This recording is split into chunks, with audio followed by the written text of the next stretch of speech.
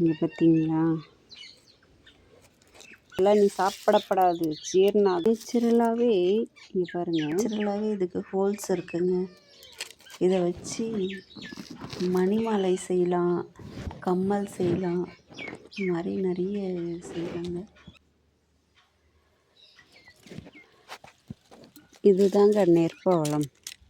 பார்த்தீங்களா, நெல் கதிர் மாதிரி நெற்பவளம் வந்து கொத்து கொத்தாக இருக்கு பாருங்கள்.